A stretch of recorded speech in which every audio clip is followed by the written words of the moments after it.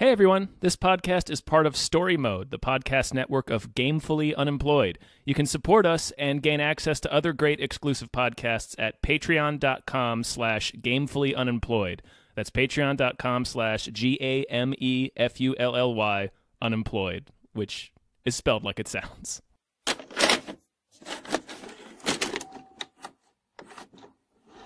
Hello, everybody.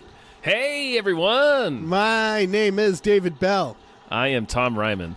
And we just watched Between Worlds. Between Worlds. Holy shit. I brought her back. You brought someone back.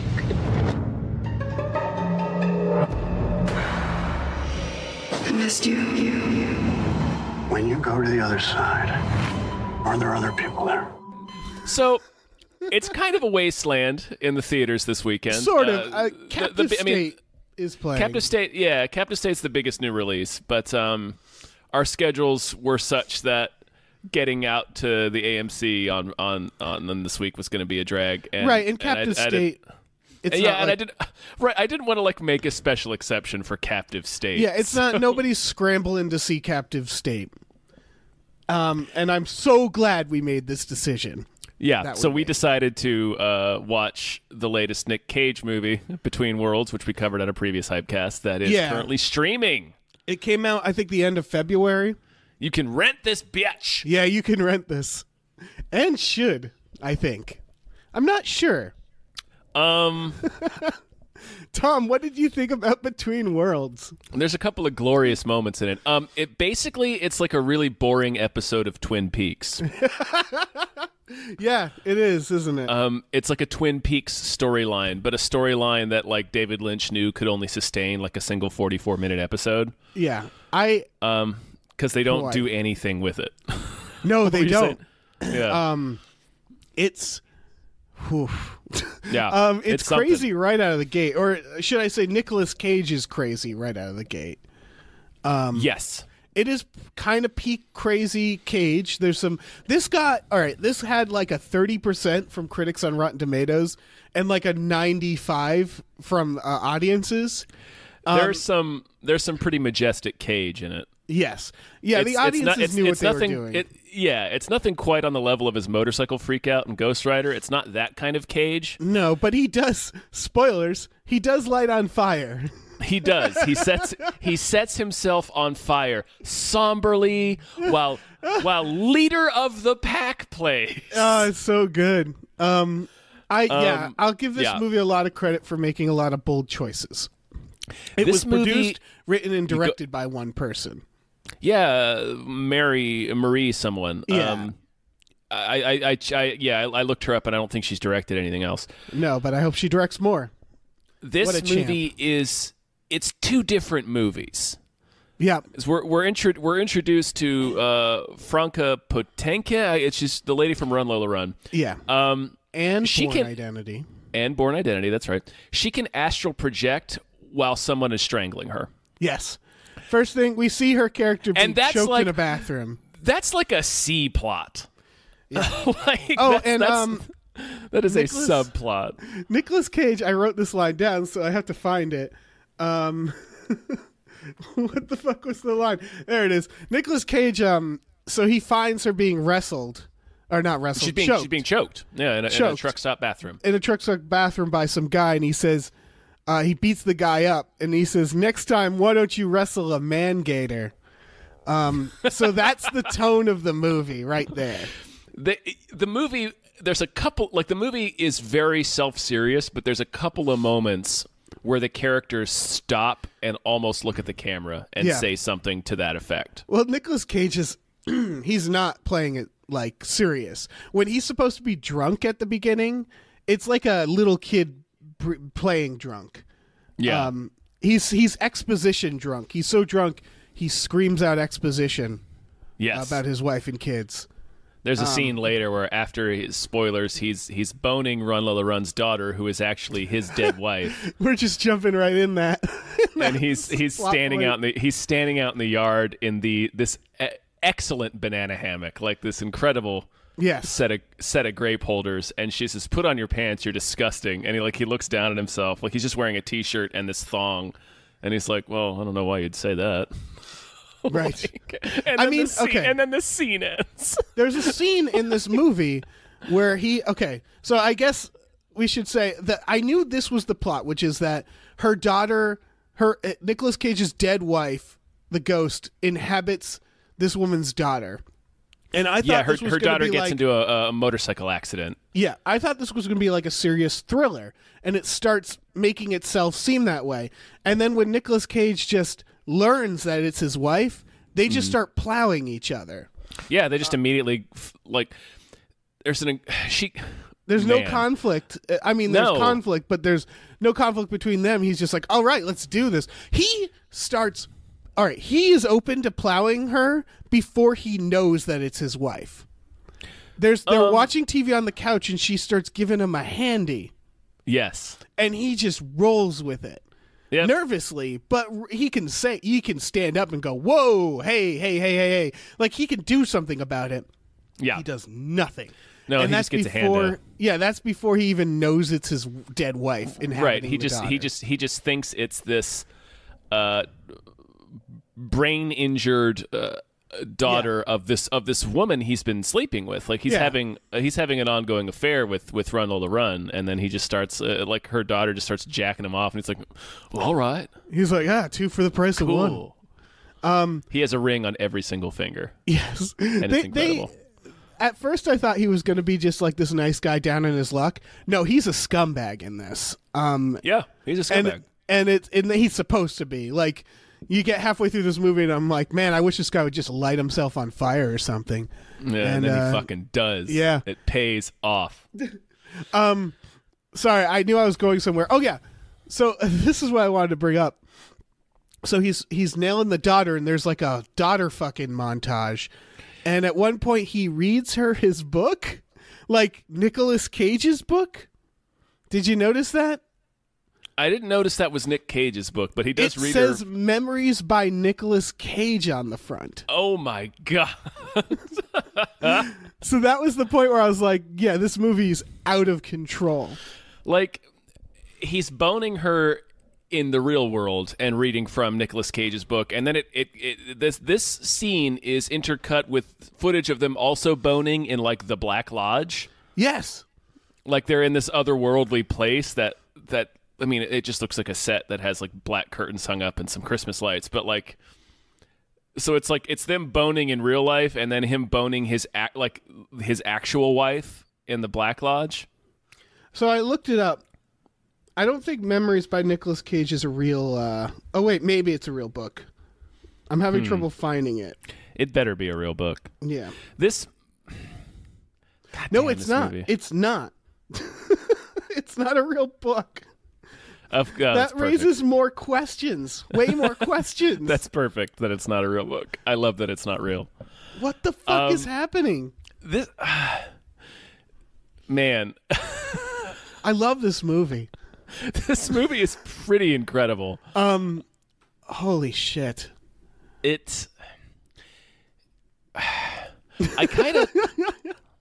I'm not sure what it's even supposed to be about. I think it's just trolling us. Yeah, it's this convoluted story. Again, Run Lola Run can astral project. She's trying to astral project when Nick Cage meets her. She's trying to find her daughter's spirit and return it to her daughter's body. Her daughter's in the hospital after a motorcycle accident, and the nurse just knows. What was with the nurse is just like her nurse is like a. Yeah, she goes and meets the nurse is just like a member of, I guess, this like shadow society where they just talk about astral projection. And I couldn't tell if she had already known her before this, I don't know, or the nurse had just figured it out. Because the nurse just knows what's happening, and nobody questions it. Yeah, she meets this nurse later, and she's like, "My daughter's acting weird," and she's like, do you have anybody hanging around you?" And she's like, "Yeah, this weird truck driver." She's like, "Did he lose somebody?" "Yeah, he lost his wife and kid." "Okay, his dead wife is inhabiting her daughter's body," and that's pretty much the conversation. Yeah, this movie is a powerful lesson of why you shouldn't take random truckers who are willing to choke you into your home. Mm-hmm. Because they might start fucking your kid, which Yeah, that might happen. There's so many like little insane things. Yeah. Like when he tries to, after he rescues her, quote unquote, from being strangled, and she goes outside, she explains what's going on and is trying to get into her car. He like, apropos of nothing, thrusts this mostly empty pack of caffeine gum in her face, and he's like, "You want some No-Dos?" or something like that. Like, yeah. This movie is full of moments like that. He spends the movie drinking and driving while popping amphetamines of some kind. Yep, he's a truck driver. Yeah. He is a real maniac. Yeah. And yeah, he's dressed like what I think Nicolas Cage just dresses like. Yeah, I think these are just his clothes. Yeah. Like he's in a tank top and jeans Right. and a gigantic belt buckle. Yeah. And he drives Optimus Prime. Did you notice that? Yes. Yeah. It's totally But it gets taken away from him because he ends up being 3 days late because he's sticking around Bang and Run Lola Run. Yeah. And doesn't get to Biloxi. Yep. And until so 3 days later, and the guy's like, "I'm gonna pay you $18." It's like this whole scene. That was a whole subplot we didn't need, which was that Nicolas Cage lost his truck. Didn't play into it. It makes for like there's the part where Lola, like that we're calling her just Lola, where she goes to receive his like lockbox from the truck while he's banging her daughter. Mm-hmm. But that's really it. That's the end of the truck saga. At least like the teenage girls, at least her real shitty friends who are listening to Black Flag, at least they come into play later. Yeah, I was wondering why they were even introduced in the first. This movie is full of threads. Like I said, it's like two different movies, and it's full of like threads that don't go anywhere. And like I said, bizarrely, the astral projection thing is like a minor subplot. It is.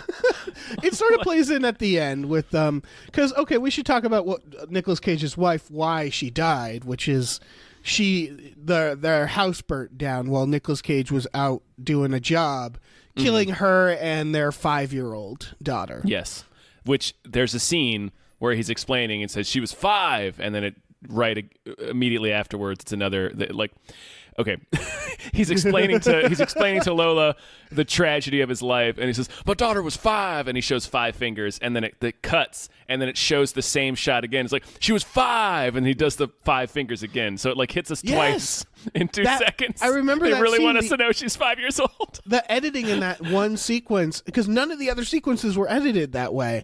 It was in this like really manic way that was seemed on purpose, but I couldn't tell if it was just because Nicolas Cage's continuity was so wrong between takes that they had to like edit around it. Like that. Yeah, I feel like they were trying to capture his manic energy because it's like that's the first time we really see him crack in the movie. Right, and that's when he's one of the many times he's shit-faced, right? I think Lola brings him home and gets him drunk. God, they have a scene where they get high together was I was kind of delighted by it. Do you remember where Lola and Nicolas Cage are just smoking their confiscated pot? Yeah. And just being high? Like it's just a scene with two adults are just getting real high, and it's like teenager high.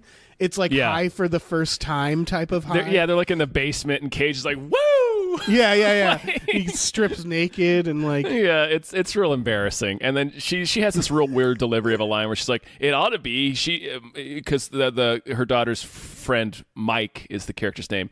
She says, "It ought to be Mike is a dope dealer." Like she says it in this weird way, and it's not just because of her accent. Yeah, I couldn't tell if they just got the actors really high for that. And then told them to act high, because it's not what people high act like. It's what people who are like drunk or high who are told to act high would act like. Now, what happens when you're really shit-faced is not that you start going like "woo," it's that you slowly forget to speak. Yeah. You just clam up. Yeah, so you'll just be sitting there for and a really long I'm time. real fucked up. People will be carrying on a conversation around you, and you just suddenly realize you haven't spoken in 25 minutes. Exactly. That scene should just be those two just staring blankly. Yeah, right? It should just be them just sitting there like, "Did you say something?" sorry, I thought you said something. Yeah. I'm gonna put some more rings on my fingers. What a fucking movie. Nick Cage. He also makes the same noises when he's having a water fight with the daughter later. My God, the water fight where he's hosing her down. It is so explicitly sexual, and like Lola's just looking out at them like, this is a little weird, but I guess I won't say anything. And she just turns back into the kitchen with her coffee, and it's like, no, that's weird. Yeah, it seems like they might be fucking, but once he finds out it's his wife, it's like he doesn't even give a shit if Lola knows. He doesn't. And I get it. It's like they frame it as the great tragedy of his life. He blames himself. He's racked with guilt by it. And then suddenly his wife is back in this new body. So, like, I get that he would just throw everything, because he's only known Lola for like a couple of days. So I get that he would just not give a shit. Yeah, they do good conflict where he's like, if it weren't for her, you wouldn't be back. So we can't kill her or anything. But he basically becomes like the little lackey of this woman. He does. It's weird. It's like he's not the main character, but because it's Nick Cage, they focus the movie on him. Right. It starts with him. Like, it's from his perspective and for it a ends while. Most of the movie is from his. It ends with him. Yeah, but it does switch over to Lola's perspective for a while when she's like, when they knock her out, she finds out because that woman, the nurse tells her, and then she comes home and they're just railing each other. Yeah, and she's just like, oh God, and leaves. By the way, there are multiple sex scenes in this movie. There's no nudity. I would say there are about, I want to say about 50 sex scenes, maybe more. But they're all like so comically... They're grotesque. You can tell they're not really having sex because they're just like, it's going to sound weird. They're moving too fast. It looks like people doing a sex scene based on other sex scenes they've seen in movies. All the sex scenes are all of them disturbed me, and maybe that's because one side of the sex scene was always Nicolas Cage. It's Nick Cage dressed like a trucker. Yeah, it's Nick Cage dressed like a werewolf. Yeah, because he looks so like a man greasy. who's about to turn at the next full moon. Yeah, he just looks so scuzzy and gross throughout the whole movie. Oh my that first sex scene on the couch, it was just like, stop it, stop doing that. Yeah, God, not into that. Every single one. I think the only ones I could maybe get behind is when he was reading his memoirs. When he's reading his book, and then it cuts. That is the. Oh man, it's like I understand what they're doing with this scene because it's him. I don't get the book part of it. Yeah, I was about to say I don't quite understand. I don't get the book part of it, but like it's in the real world. He's reading from memories by Nicolas Cage to Billy, the teenage daughter, as they're boning, and then it cuts to him in the Black Lodge with his actual wife having sex because it's like. I get what they're saying. It's They're between worlds. They're between worlds. Yeah, yeah. But this movie is an assault. They also they had one location. Like they managed to make this entire paranormal thriller take place within this woman's house in the boondocks.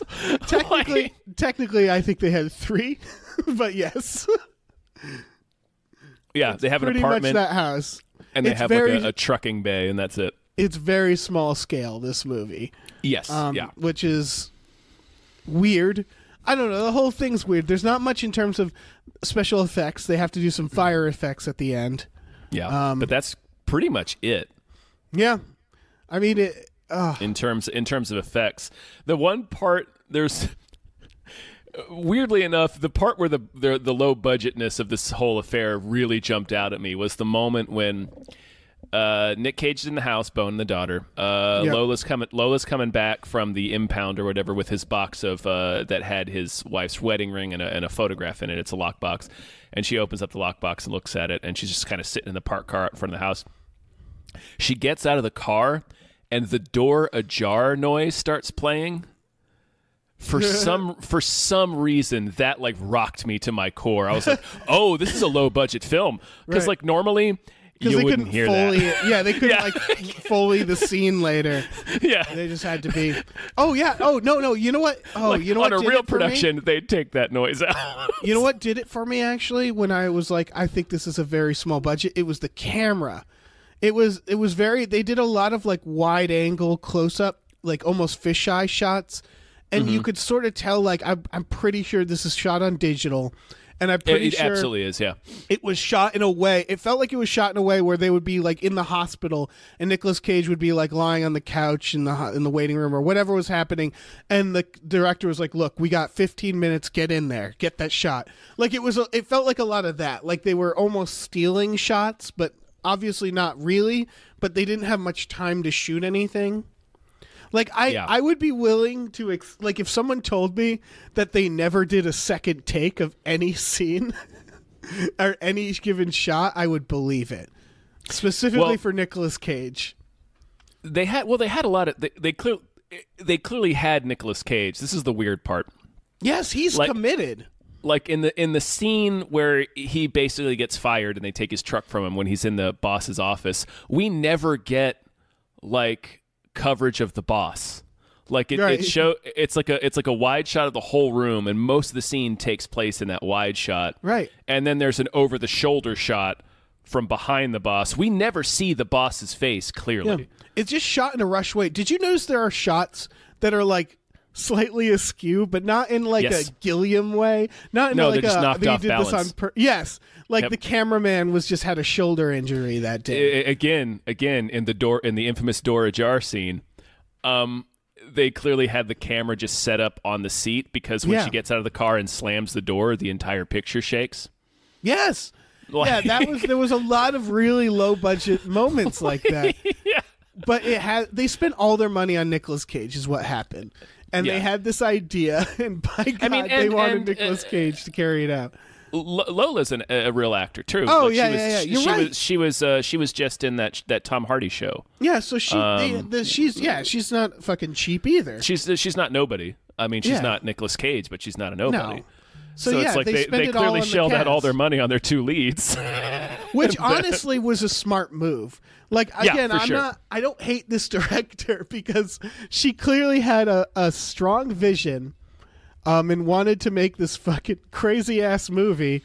Knew that Nicolas Cage was her best chance. Because he will say yes to anything. Yeah. Yeah, she was like, "Hey, Nick, I'm shooting something in my backyard. You want to be in it?" And he said yes, and that's that. Yeah, like Nick, you get to have sex scenes with like a 20-year-old. Nick, we're going to give you $1 million to film this movie for 20 days. Yeah, all right. I got the feeling that as scummy as the sequences are, and as weird as this movie is, it felt like they were having a lot of fun making it. Like they definitely like I mentioned, there's moments when the movie will kind of stop and one of the characters will basically look at the camera and comment on what's happening essentially. Yeah. And it happens with both Nick Cage and Lola. Like they both have scenes where they do something to that effect. So it's like it's clear that they're like enjoying the process of making this insane this I can't stress enough how much this is like an episode of Twin Peaks. Yeah. Well, the sequence with the daughter spraying him with a hose, he's like dancing. Yeah. It's like it's so inappropriate and out of place. And over the top. It's so, everything's so over the top. Oh my God. It's a film. It's definitely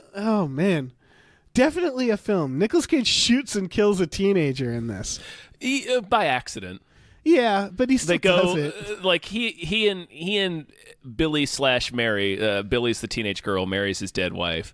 They decide to run off together after she fucking bludgeons the hell out of Lola.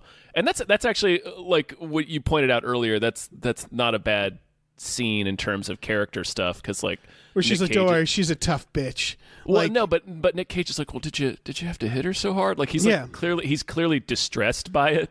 I gotta say, I'm gonna throw this out there. I think all the actors did a great job, and I just realized the daughter wife, she's killing it. She's doing pretty good in this. I don't know what that actress is, but I've not seen her before, but she was doing okay. Like because it sounds weird to say the performances in this film are not bad. Yeah, it is. The daughter wife. I like how they did it where like she clearly doesn't remember anything from the daughter's life. It's clearly just the wife, and she like kind of has to improv her way through being the daughter for a little bit. And they show how she clearly read the diary, and like she does everything you would do if you had died and was suddenly in a teenager's body and you didn't know. Yeah. You're like, oh shit, there's got to be a diary around here somewhere. Yeah. Well, realistically, she would have been like reading her Facebook, but yeah. Yes. Yes. They didn't have the money to clear that, so. So yeah, she hits Lola on the head. They run off. They go to her two dumbass friends. I guess one of them is her boyfriend, to rob them, basically, to get money so that they can run away. It's a crazy fucking plan. And then one of the teens comes at Nick Cage with a gun, and they wrestle for a second, and then the gun goes off, and the kid's dead. And like again, Nick Cage is like distressed about it. Yeah, he's like, we should call an ambulance. He might still be alive, and like, well, and he keeps he's just like, dude, you dead? Are you dead? Or something? Yeah, well, but it's like really, it's strangely realistic in that way to me, where he's like, hey, man, come on, like he's like not accepting that the guy's dead, like he's trying to wake him up. Like, which is, I think, what a lot of people would do in that situation. For the record, if you look, he is breathing, the guy. Oh yeah, for sure. I mean, yeah, he's breathing. Yeah, yeah. It's a movie. It's a movie. It's make believe. Yeah. Yeah, and then the boyfriend becomes like a sort of a bigger role in this, and gets like a crash course in what's happening. Yeah, after we've only spent a single scene with him, I think. Yeah, he suddenly becomes a character. Yeah, which is a little jarring. Yeah, it's a little jarring, but I get why it needed to happen. Yeah, because they wanted to have the happiest ending they could is to have Billy come back and she be with her boyfriend and everything be okay. Yep, which is what happens. The reveal is that I love. Okay, so their plan, by the way, is they rob the boyfriend, and then they don't leave the state or anything. They just go back to Nicolas Cage's old burnt down house. They go to his burnt down suburban house, and they drink beer. It's only like partially burnt down. Yeah, yeah. And then they just like drink beer outside or like in this half house. And then, of course, Lola shows up with the boyfriend. Does she get choked? I feel like she gets choked somewhere in this area. Because she gets shot. Because we get the reveal. What? Lola gets shot. And that's what that's the final thing. The reveal is Mike, the boyfriend, comes in and is pointing a gun at Nick Cage. And then Billy/Mary pulls her gun out and points the gun at Lola. Right. And then she just starts doing Bond villain exposition. Mary does. Because she reveals what her ultimate plan is.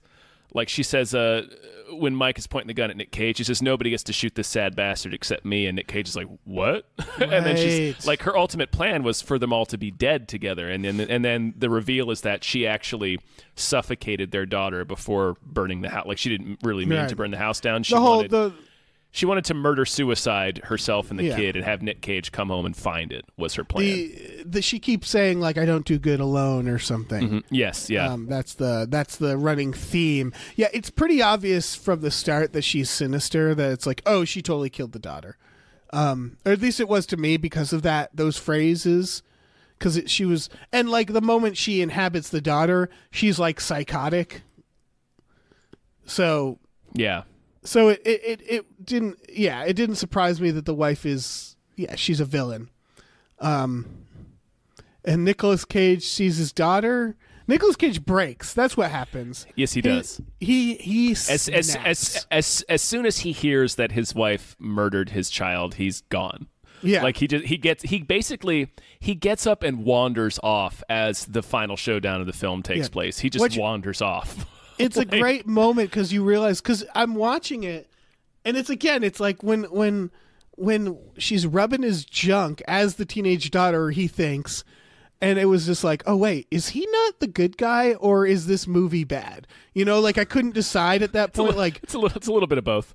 Yes, but I was scared. Like, oh, does the movie think we're still rooting for him now because he's getting a handy from this teenage girl?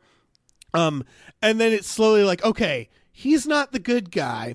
He's like caught up in this. Is he going to get redemption? And then this happens. It's like, okay, he's not the good guy. He's not going to get redemption. Nope. This is a sad story for this character, which I thought was the main character and is clearly not. Nope. He is not at all. Yeah. So he wanders off and like goes into the daughter's room and plays with a Jack in the Box. Yep. And this is like just weeping. Yeah. And then sets himself on fire. Yeah, he just has his own little finale, away from whatever else is happening. He covers himself in gasoline and lights a cigarette and successfully takes a drag of the cigarette while he's up in flames. Oh, God. And then the house burns down. And then I think the movie just ends, doesn't it? That's the weirdest part. The girl, Billy and Mike get into the car and drive away while Leader of the Pack is playing. I want to stress the fact that Leader of the Pack starts playing as Nicolas Cage starts dousing himself in gasoline. Not sure why. Who cares? It's Twin Peaks, like you said. But yeah, so what happens is like Nicolas Cage wanders off. Lola and Billy/Mary wrestle for the gun, and Lola gets shot, and she's able to astral project one last time, and that's when she gets Billy back into she gets Billy back into the body because the dead little girl shows up and pulls the Mary away. Right. It's weird. But then there's a final scene. This isn't the last scene. Yeah, that's right. What is that final? What the fuck was that? That was Nicolas Cage. Was that Nick Cage as a kid? Because the idea is Nicolas Cage, when the daughter is revealing to Nicolas Cage that she's his daughter, she's the wife. Mm-hmm. She says something like, "I know." She's saying stuff about him to prove that it's her, and she says something like, "I know your daddy used to beat you." And then they cut at the very end to like an older kitchen, and there's an abusive father who is yelling at the mother, and this little boy walks in with a shotgun, and they're like, "Joe, calm down, Joe," which is Nicolas Cage's character's name, and then he shoots him, and then it ends. So the final reveal is that Nicolas Cage killed his father. I don't know why we needed to know that. I don't know why we needed to know that either. I don't know why that was like the stinger at the end of the film too. It's baffling. Maybe they shot the scene. They're like, it doesn't go anywhere, and they're like, well, we'll just put it at the end. I thought they were going to show something like that the wife helped him or something, like that they've known each other since they were kids, like some sort of background to show that they were both like, because the reveal is basically that the wife is sick. Yeah, I thought the ultimate reveal would be that they're both sick because he's clearly a maniac, Nicolas Cage, in this. And I guess that's sort of what they're showing is that like, oh yeah, he shot his father. He's been disturbed from these are two fucked up people who found each other and had a kid. Yeah. It was very weird. I'm not sure what the moral of the movie is. Like I said at the very beginning, I'm not sure what this movie is supposed to be about. Like I don't know what this movie is saying beyond just here's this crazy ass story that I came up with.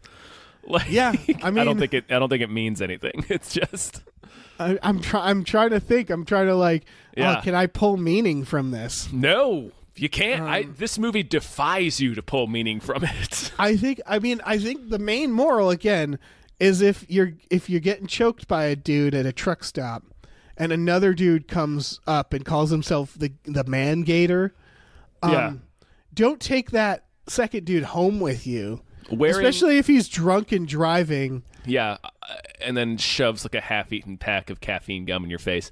Right. I want to point out throughout most of this film, Nicolas Cage is wearing a trucker hat that says Turkey and the Wolf. Yes. So good. Again, I'm pretty sure he brought it all from home. Yeah, this is all his wardrobe. This is all personal clothing that he owns. Yeah. He wandered on set, and they were like, oh, you heard you're playing a trucker. Great. And he's like, oh, I am? Like, you really got into character, Nick. We really appreciate what you've done. It's like, yeah, I really connected with this character. Holy shit. Oh man. Nicholas. What a film. What a performance. Yeah, what a batshit movie. It truly is. This isn't Mandy. This isn't like, there's that weird Ghost World movie that's coming out where he's like in a ghost prison. I'm really looking forward to that. This is like kind of in between, where it's like they don't have much to work with here. But in terms of crazy Nicolas Cage, it's worth watching. It's weird. Like it's a little disturbing in this way where you can't, because like, yeah, he's half of the movie he's fucking a teenager, but it's technically a ghost woman in the body. So like, it's like, okay, that's his wife in a teenager's body that he's fucking, but we're still having to watch this, and it's still very disturbing. And again, he doesn't know at first. I can't stress that enough. That's where he crosses a certain line in my head. Yeah. Because if it was like, hey, I'm your wife, I'd be like, okay, this is weird, but I love you. Sure. He calls her his little tart at one point, which was again like, man. Oh, yeah. Oh, no. Yeah, that is fucking weird. No. Let's not do this. Yeah. But yeah, if it wasn't like Ghost Wife, this would just be the story of that scummy guy brought home who basically just molests a teenage girl. Like that is the start of this story. The tale of this film. Yeah, who has suffered a head injury. Yes. Yeah. What a fucking movie. Yeah, this is a real bold piece of art. And again, yeah, no idea what they're saying. Nope, no idea what this movie is supposed to mean. Man, what a film. Wow. Jesus Christ. Yeah, oh man. Yeah, I don't know what else to say. Excuse me. No.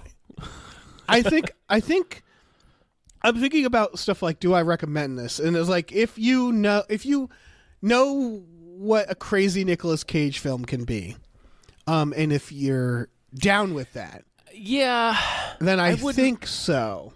It's short.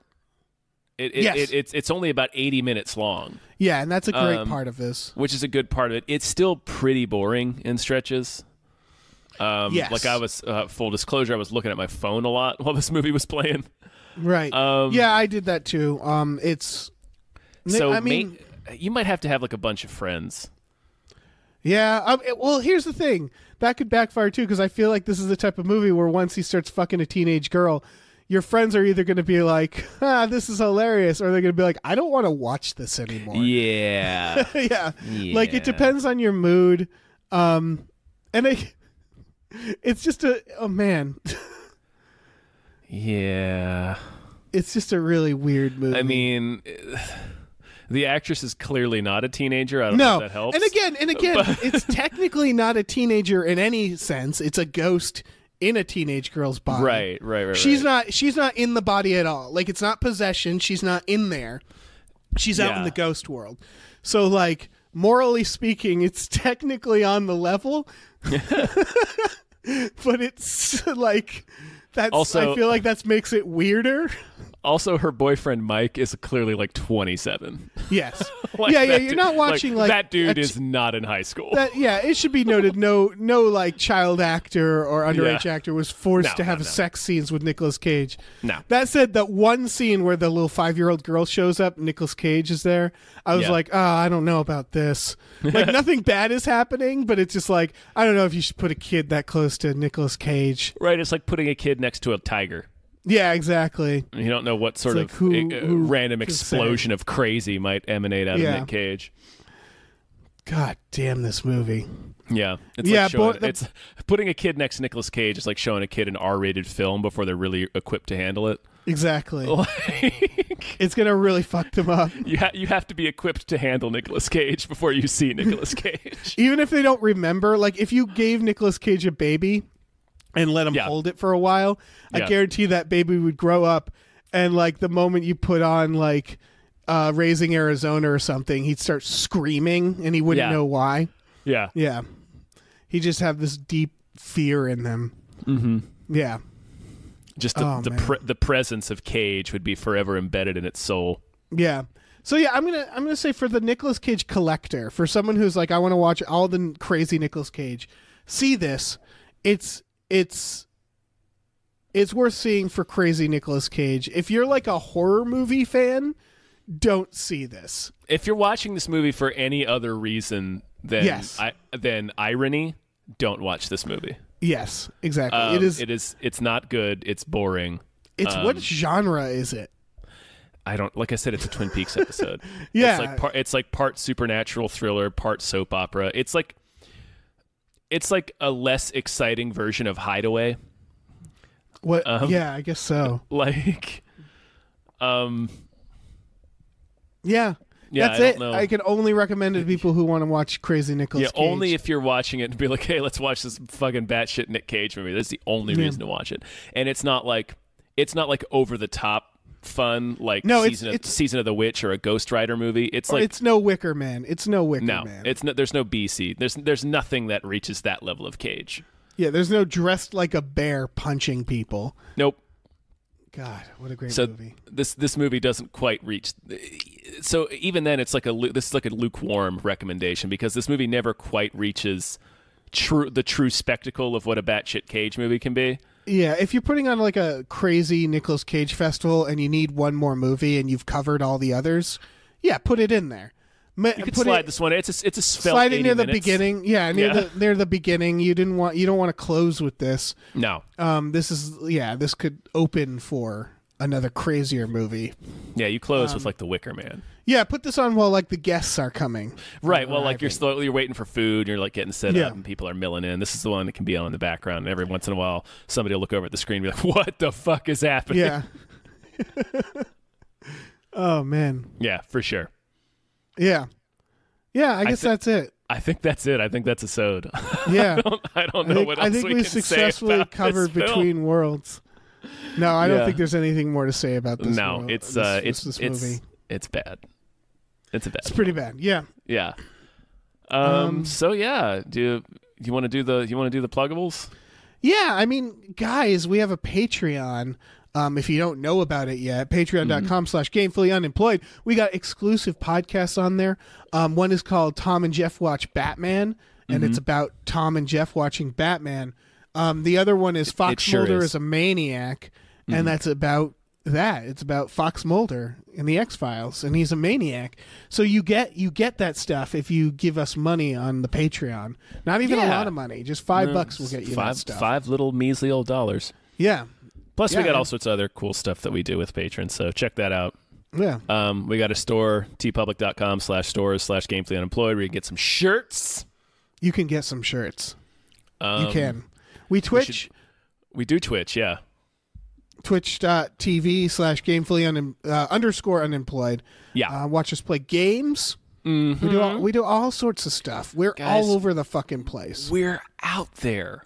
Yeah. We're out there. Just waiting for you to see all the great stuff we're doing. We're spreading our seed. We are. like a truck driving Nicolas Cage. Barreling crazily across the country.